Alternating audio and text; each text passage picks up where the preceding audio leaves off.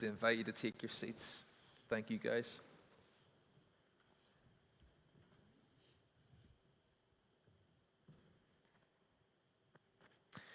Happy New Year, folks. Every so often, I stumble across a documentary that is so utterly captivating that I can't turn it off.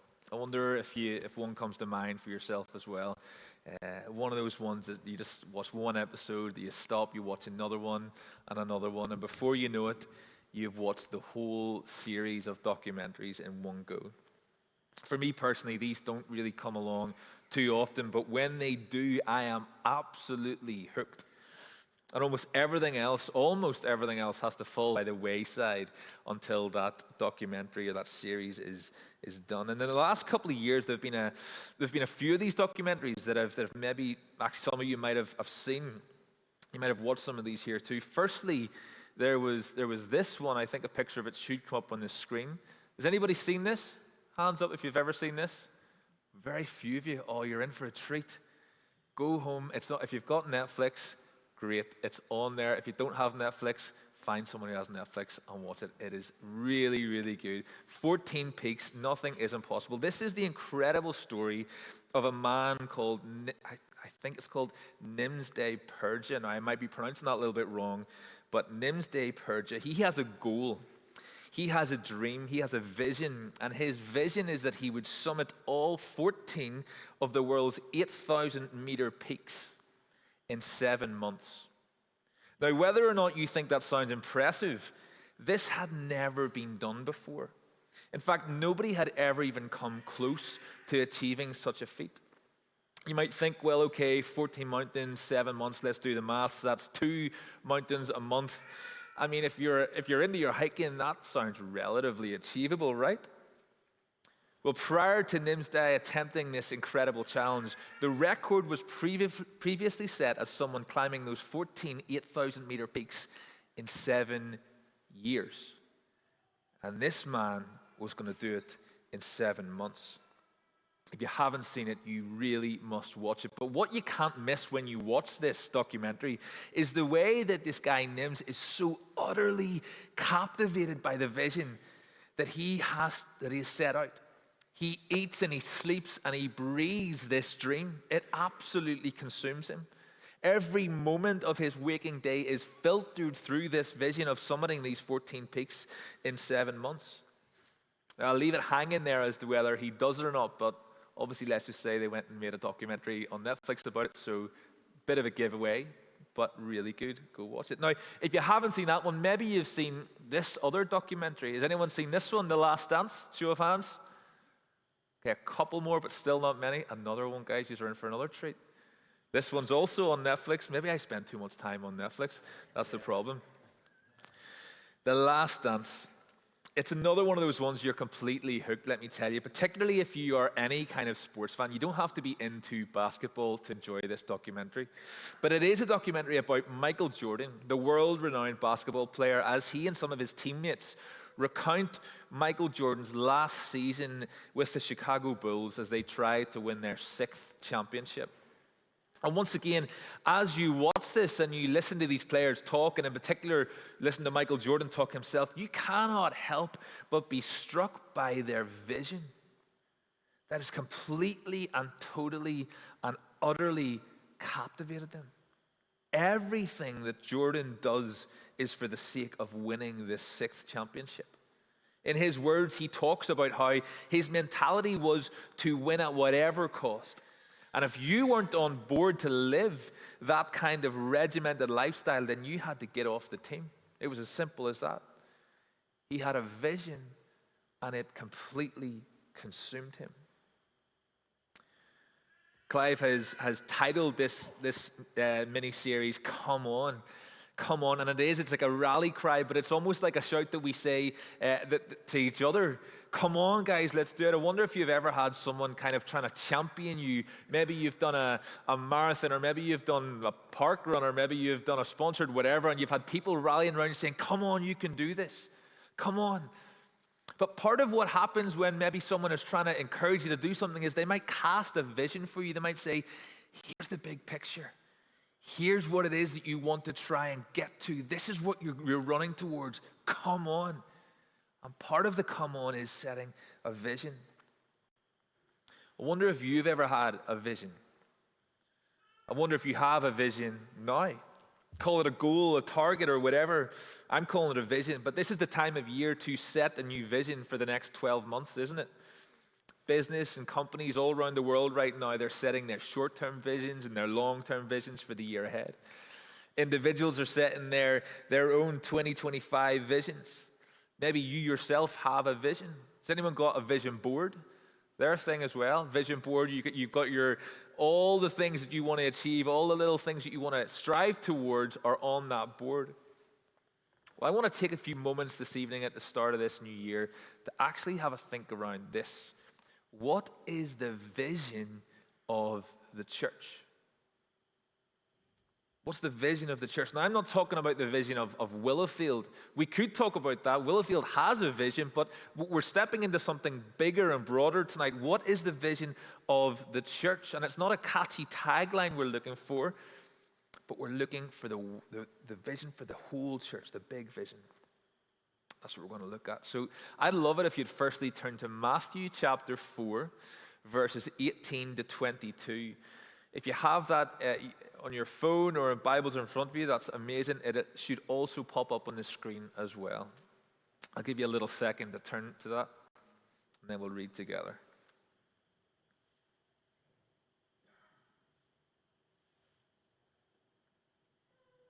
So verse 18. As Jesus was walking beside the Sea of Galilee, he saw two brothers, Simon called Peter and his brother Andrew. They were casting a net into the lake, for they were fishermen. Come, follow me, Jesus said, and I will send you out to fish for people.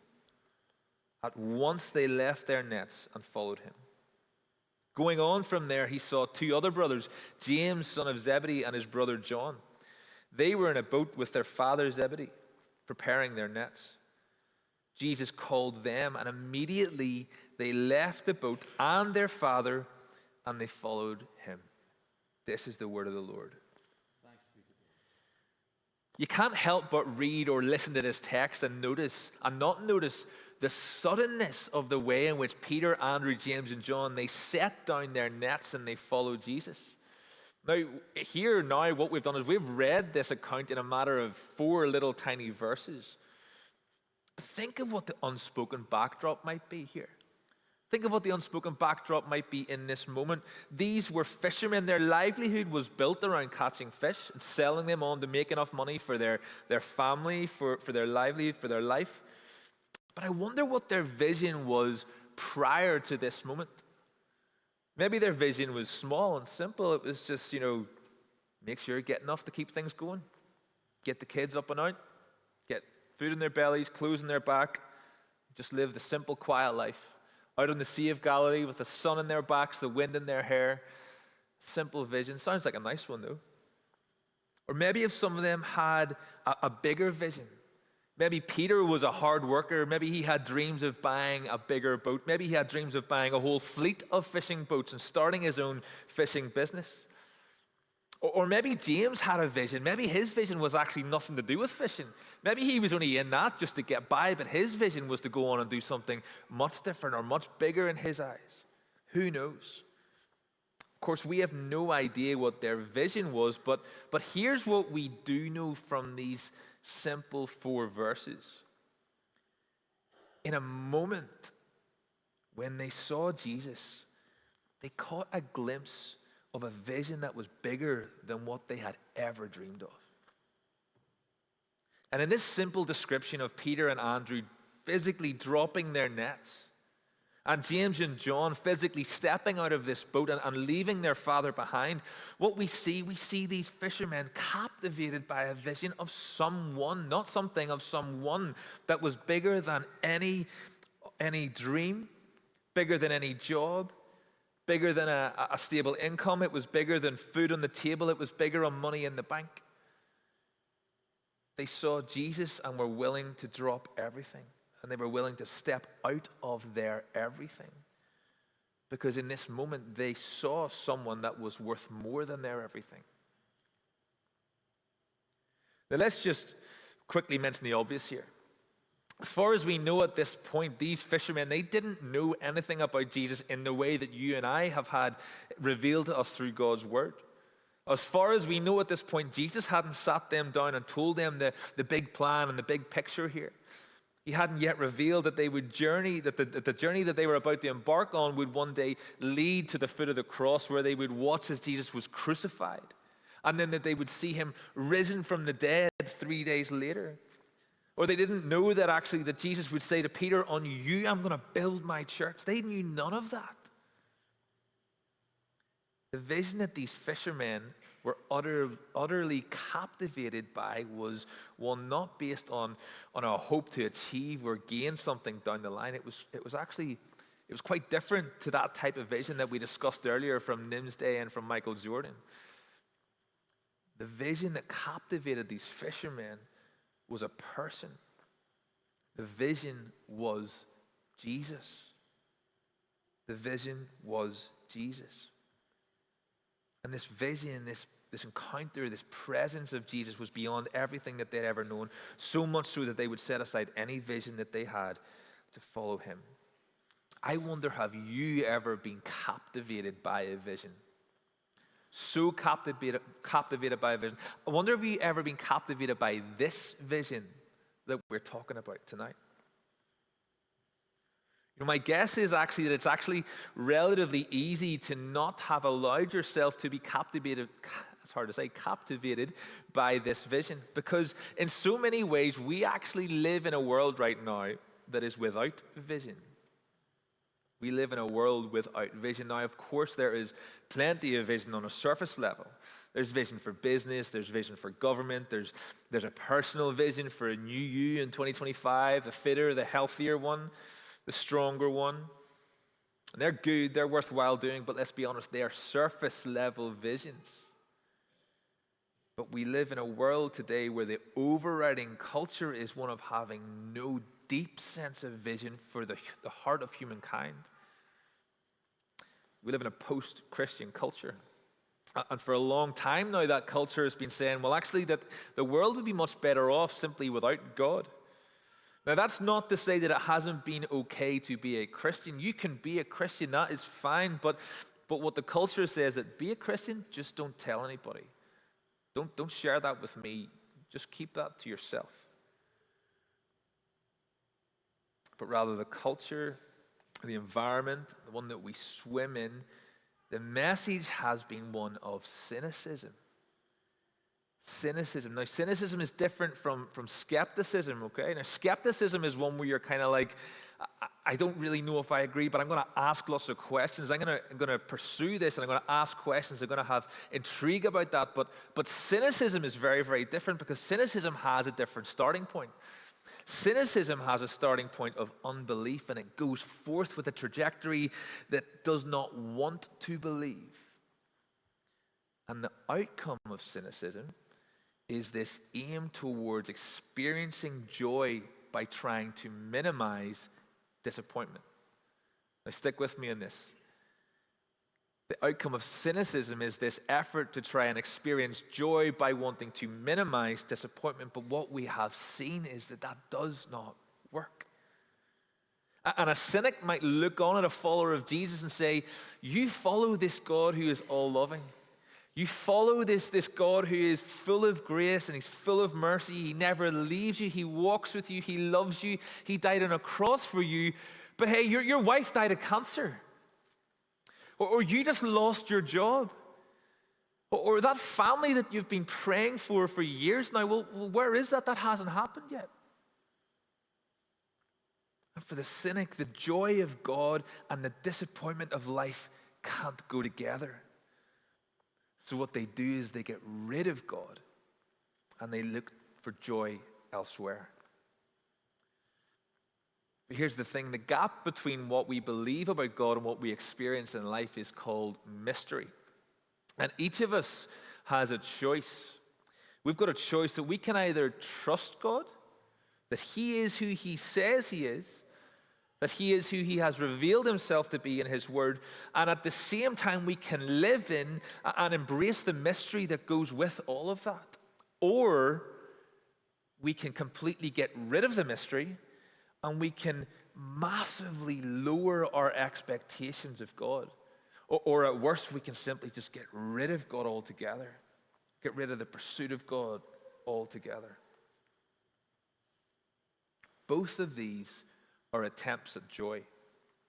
But folks, cynicism is a massive threat to vision.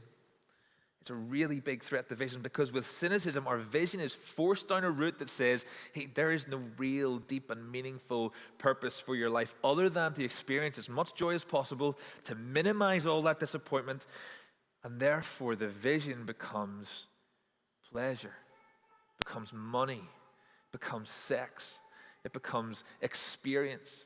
It becomes holiday. It becomes seeking that early retirement. It becomes all those things which are all great and good in their own right, but ultimately, they are unfulfilling. And it becomes a life without genuine cause and purpose, with no vision. Proverbs chapter 29, verse 18 says these words. It says, "Where there is no vision, the people perish." Where there is no vision, the people perish. Folks, our vision is Jesus. And as a church, as a people, we must be defined as a people of vision. People that are completely captivated by the vision that is Jesus. I've been lucky so far in life that I haven't had to get glasses. Although I have a feeling that it's probably not too far away. But from my various memorable trips when I was younger to the optometrist, I vividly remember that moment where they would come and they would put on those kind of cool robotic-looking glasses onto your face. And they would begin to pop in the different little lenses, and they'd ask you to read the letters that are on the board. And of course, they kind of find that lens that works. That's the one, that's your lens. You can see things clearly.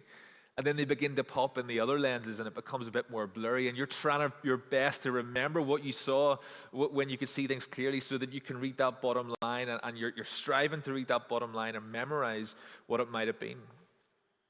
But ultimately, it's blurry. You know, folks, we have to be careful. We've got to be so careful that all of our efforts are to see Jesus more clearly, and that we do not allow the vision of him to become blurred. We must strive to fix our eyes on him and be so careful as to not to fix our gaze on some form of altered version of him. So often we can do really well to fix our eyes on the friendship of Jesus, as the one who never leaves our side, who loves us dearly and contends for us and gave his life for us, all of that gospel truth. Yet at the same time, it can sometimes be difficult, or we can forget about holding in the same hand his lordship. His lordship that actually positions us as his disciples as ones that must seek and obey him, and not simply just befriend him. Who must seek to follow his word and his teaching and his example and his mission, even when it comes to the hard stuff. Even when it comes to the tricky stuff, even when it comes to the more divisive stuff right now, the divisive stuff out in the world, but even the divisive stuff here in these walls in the church, we have to surrender ourselves. We've got to humble ourselves before his lordship over our life. But when we fix our eyes only on a part of who Jesus is, or on that part of Jesus that sits well with us, the vision becomes blurred. In the 15th century, an Italian Renaissance artist named Filippo Lippi, he completed a painting called The Virgin and Child with Saints Jerome and Dominic. I think I should have a picture. I don't know how clear that is. Okay, so it's not overly clear, but you can get the gist of it, okay? To the average Joe, this doesn't look like anything special. In one sense, you know, it's impressive in one hand that somebody can paint like that. I certainly couldn't paint like that. But I guess in another hand, it looks like another painting that you might find in any museum or in some form of cathedral or something like that. But for years, this picture was actually really heavily criticized. The art critics, they felt that the perspectives of this picture were just all off. They pointed out at the time how the hills in the background looked like they were about to just fall out of the frame. And how the saints, you can see either side there, the saints, they just looked awkward. They just looked uncomfortable. You maybe can't see it too well here. I realize that's not the best picture. You'd have to get up close. But when you do, if you Google it or whatever, I can see what they're saying. It looks a bit awkward. Something just wasn't right. So for years and years, this piece of work and the artist was criticized until an art critic called Robert Cumming, he discovered that this painting was never actually intended to hang in a gallery. It wasn't ever meant for a museum. It wasn't ever meant for that. In fact, this painting was never even to be looked at straight on. It had a different purpose.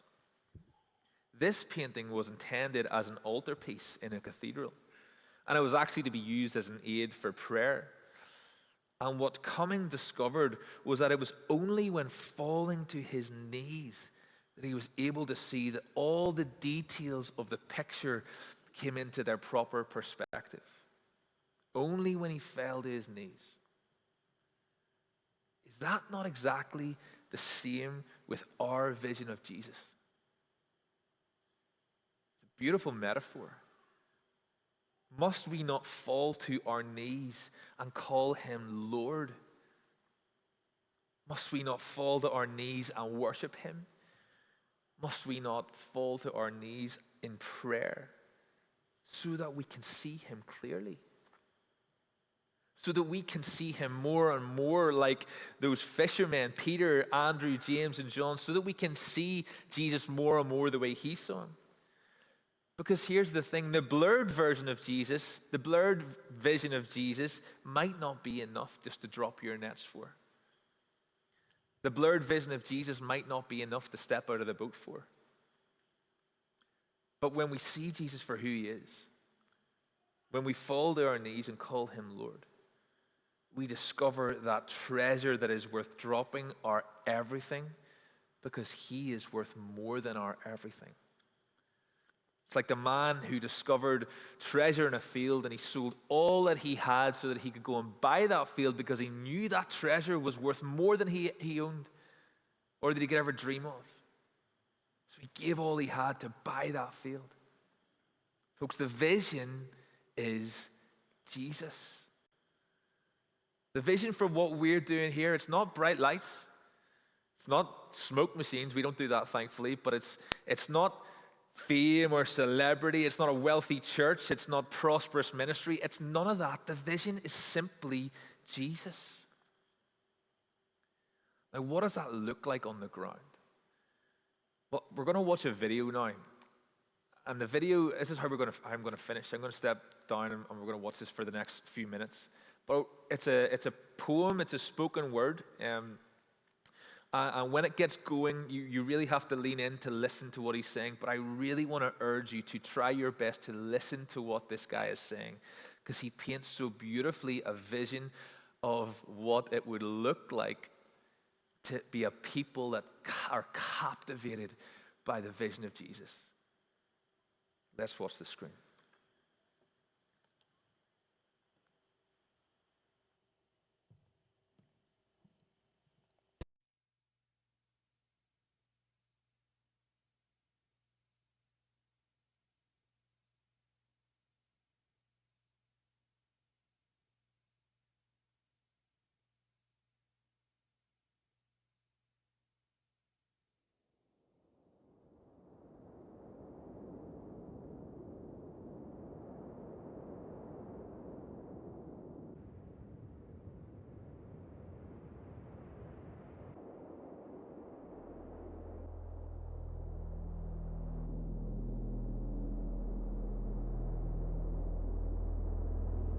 So this guy comes up to me and says,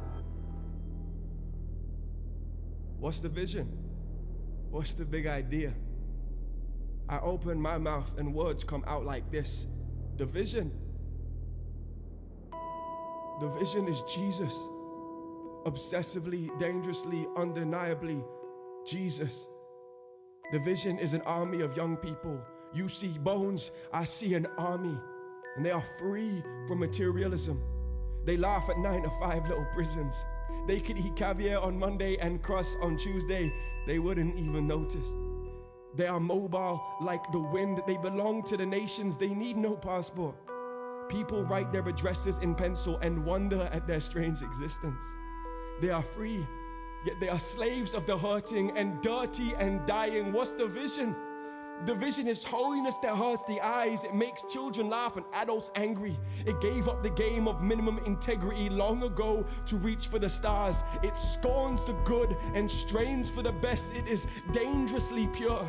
Light flickers from every secret motive, every private conversation. It loves people away from their suicide leaps, their Satan games. This is an army that will lay down its life for the cause. 1,000,000 times a day, its soldiers choose to lose that they might one day win the great well done of faithful sons and daughters. Such heroes are as radical on Monday morning as Sunday night. They do not need fame from names. Instead, they grin quietly upwards and hear the crowds chanting again and again, "Come on!"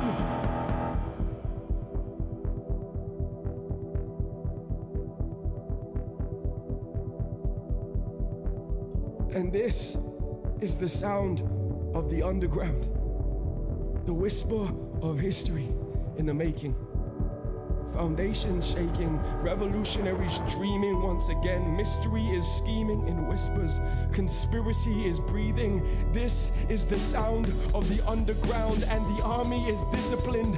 Young people who beat their bodies into submission. Every soldier would take a bullet for his comrade at arms. The tattoo on their back boasts, "For me to live is Christ, and to die is gain." Sacrifice fuels the fire of victory in their upward eyes. Winners, martyrs, who can stop them? Can hormones hold them back? Can failure succeed? Can fear scare them or death kill them? And the generation prays like a dying man with groans beyond talking, with warrior cries, sulfuric tears, and with great barrow loads of laughter, waiting, watching 24/7, 365.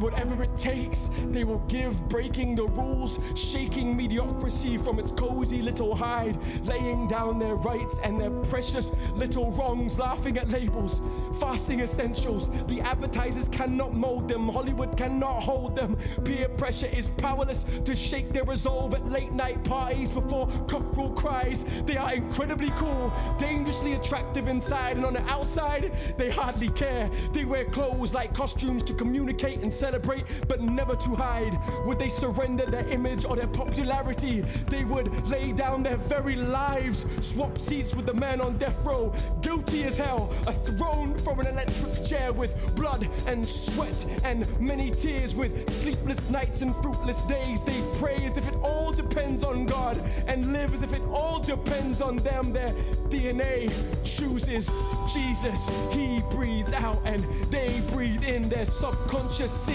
They had a blood transfusion with Jesus. Their words make demons scream in shopping centers. Don't you hear them coming? Herald the widows, summon the losers and the freaks. Here comes the frightened and the forgotten. With fire in their eyes, they walk tall and trees applaud. Skyscrapers bow, mountains are dwarfed by these children of another dimension. Their prayers summon the hounds of heaven and invoke the ancient dream of Eden. And this vision will be, it will come to pass. It will come easily and it will come soon. How do I know? Because this is the longing of creation itself, the groaning of the Spirit, the very dream of God. My tomorrow is His today. My distant hope is His 3D, and my feeble, whispered, faithless prayer invokes a thunderous, resounding, bone-shaking, great Amen. From countless angels, from heroes of the faith, from Christ Himself, and He is the original dreamer, the ultimate winner, guaranteed.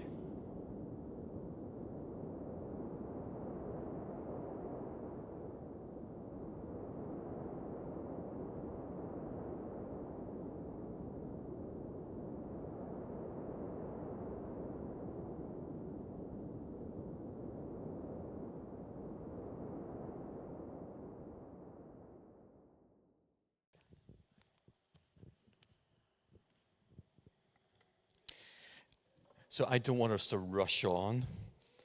I don't want us to rush into worship and lose this moment. Sorry, guys.